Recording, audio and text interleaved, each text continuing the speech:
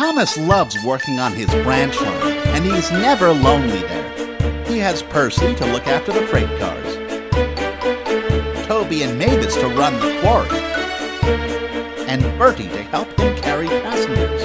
And of course, he has Annie and Clarabelle to keep him in order. But it was not always like that.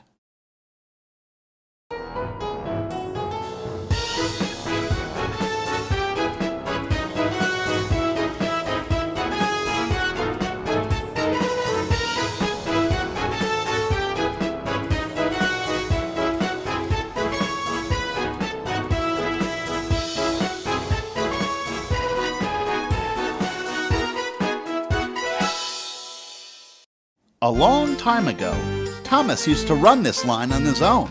The only company he had were the other engines who he would meet at the junction. This story takes place not long after Percy had arrived on Sodor. On that day, Thomas was waiting to collect passengers from Bertie. While he was waiting, Percy arrived with some empty cars.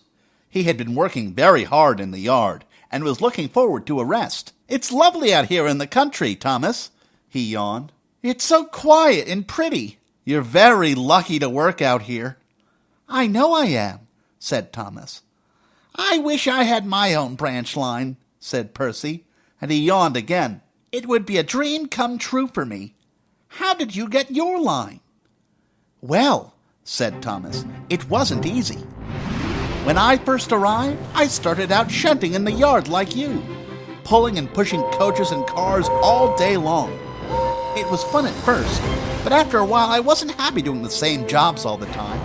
I wanted to see a bit of the world. My first chance didn't go so well. When Henry was ill, I offered to pull his passenger train, but I was so excited I started before they could couple me up, and I left the coaches behind. Another time, I offered to take Edward's goods train, but the silly cars pushed me down the hill, and I nearly crashed through the bumpers." Percy gave a huge yawn. "Anyway," went on Thomas, "one day those cars caused trouble for poor James. They pushed him so hard he went right off the line.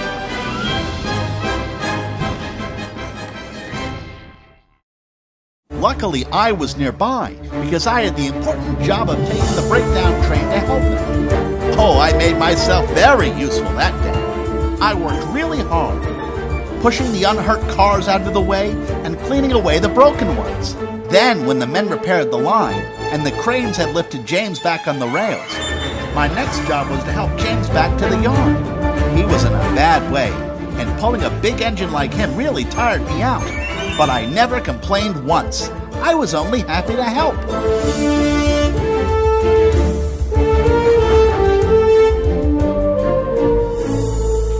Sir Topham Hatt was very pleased with me. As a reward, he gave me my own branch line, as well as Annie and Clarabelle. Thomas paused.